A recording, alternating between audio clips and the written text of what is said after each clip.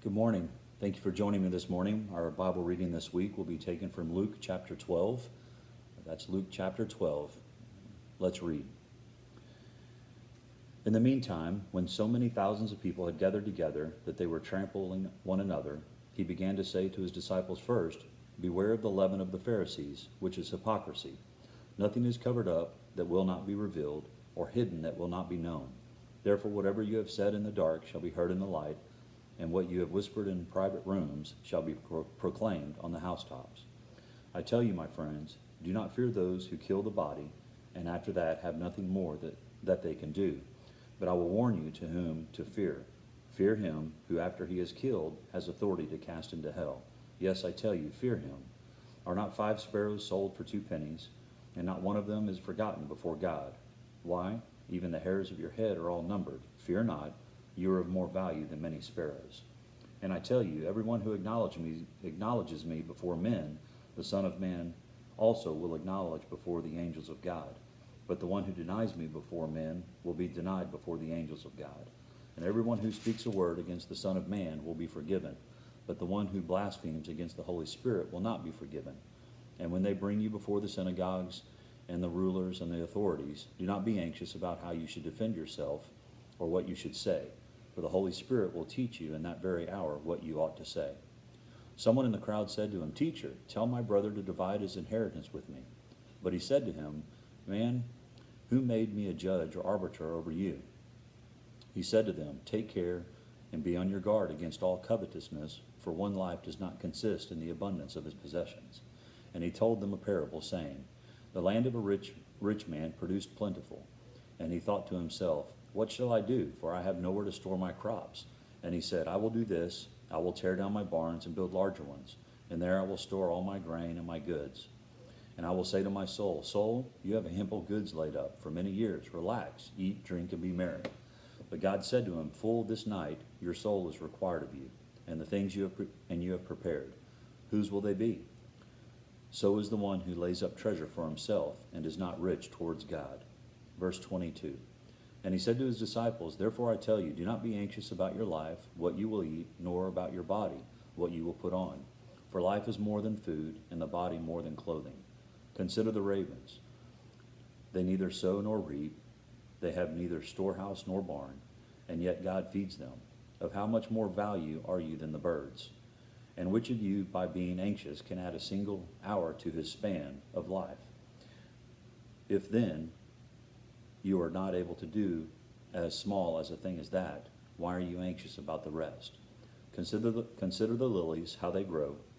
They neither toil nor spin, yet I tell you, even Solomon in all his glory was not arrayed like one of these. But if God so clothes the grass, which is alive in the fields today, and tomorrow is thrown into the oven, how much more will he clothe you, O you of little faith? And do not seek what you are to eat and what you are to drink, nor be worried, for all the nations of the world seek after these things, and your Father knows that you need them. Instead, seek his kingdom, and these things will be added to you. Fear not, little flock, for it is your Father's good pleasure to give you the kingdom. Sell your possessions and give to the needy. Provide yourselves with money bags that do not grow old, with a treasure in the heavens that does not fail, where no thief approaches and no moth destroys. For where your treasure is, there will your heart be also. Stay dressed for action, and keep your lamps burning, and be like men who are waiting for their master to come home from the wedding feast, so that they may open the door to him at once when he comes and knocks.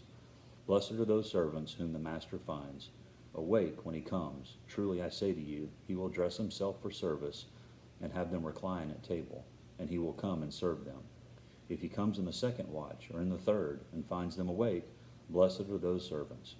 But know this, that if the master of the house had known at what hour the thief was coming, he would not have left his house to be broken into. You also must be ready, for the Son of Man is coming at an hour you do not expect." Peter said, "Lord, are you telling this parable for all of us, for us, or for all of us?" And the Lord said, "Who then is the faithful and wise manager, whom his master will set over this house, behold, to give them their portion of food at the proper time? Blessed is the servant whom his master will find so doing when he comes. Truly I say to you, he will set him over all his possessions.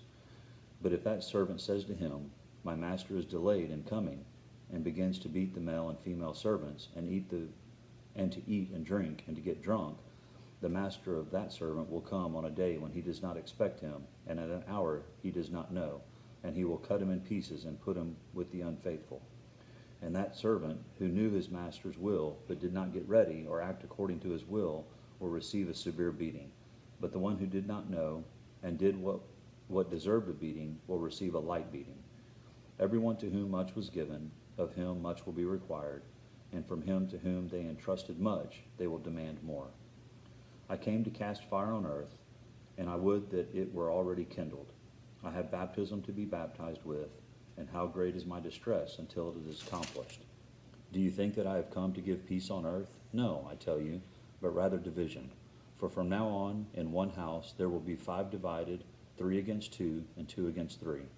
They will be divided, father against son, and son against father, mother against daughter, and daughter against mother, mother-in-law against her daughter-in-law, and daughter-in-law against mother-in-law. He also said to the crowds, when you see a cloud rising in the west, you say at once, a shower is coming. And so it happens. And when you see the south wind blowing, you say, there will be scorching heat, and it happens. You hypocrites, you know how to interpret the appearance of the earth and sky, but why do you not know how to interpret the present time? And why do you not judge for yourselves what is right? As you go with your accuser before the magistrate, make an effort to settle with him on the way, lest he drag you to the judge, and the judge hand you over to the officer, and the officer put you in prison. I tell you, you will never get out until you have paid the very last penny. That was Luke chapter 11. Again, I thank you for joining me. I hope you have a great week. Be sure to join Ben each morning this week for the Bible Companion, as he'll be reviewing Luke chapter 12. Thank you.